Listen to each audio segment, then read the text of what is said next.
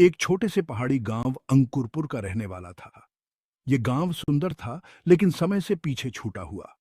खेत, पशु और पहाड़ों से घिरा यह गांव शिवानंद के लिए घर था, लेकिन उसकी आत्मा इससे कहीं आगे जाना चाहती थी।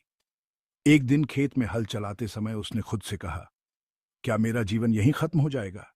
क्या यही मेरी नियति है? शिवानंद के पिता उससे कहते, जीवन मेहनत से चलता है। तुम्हारे दादा भी यही करते थे और हम भी। पर शिवानंद के भीतर कुछ अलग करने की लालसा थी।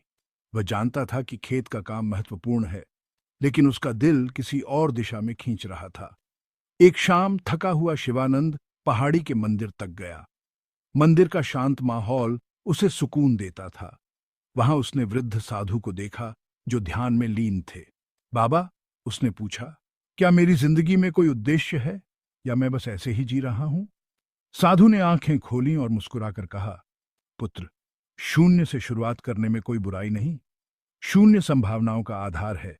जो शून्य को समझेगा वही अनंत तक पहुंचेगा। लेकिन रास्ता केवल कर्म से होकर जाता है।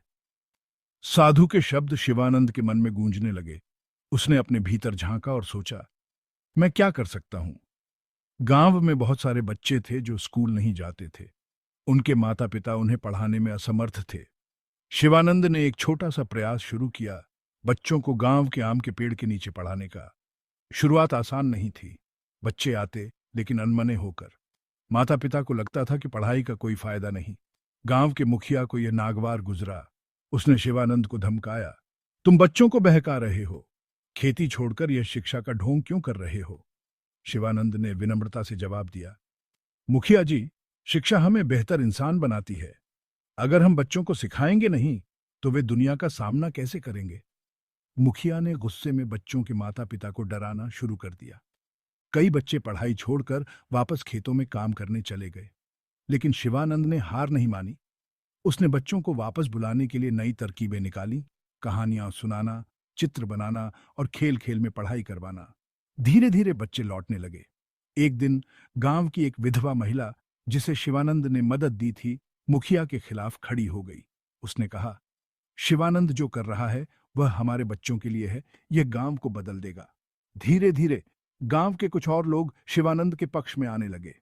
यह शिवानंद के लिए एक बड़ी जीत थी। उसने महसूस किया कि सच्चे कर्म कभी व्यर्थ नहीं जाते। शिवानंद के काम की खबर पास के शहर तक पहुंच गई। श्री अग्रवाल नाम के एक बड़े उद्योगपति ने उसकी कहानी सुनी और उससे मिलने आए। तुम्हारा उद्देश्य क्या है? श्री अग्रवाल ने पूछा। मैं चाहता हूं कि हर बच्चा शिक्षा का हकदार हो, शिवानंद ने दृढ़ता से कहा।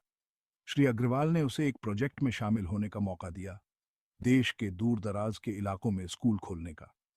यह शिवानंद के लिए जीवन बदलने वाला अवसर था। बड़े शहर में काम करना आसान नहीं था। वित्तीय समस्याएं, सामाजिक बाधाएं और असफलताएं, इनसे शिवानंद का सामना हुआ। लेकिन उसने हर समस्या को एक नई सीख के रूप में लिया। 10 साल बाद शिवानंद एक प्रेरक व्यक्तित्व बन चुका था। उसने 50 से ज्यादा गांवों में स्कूल खोले थे।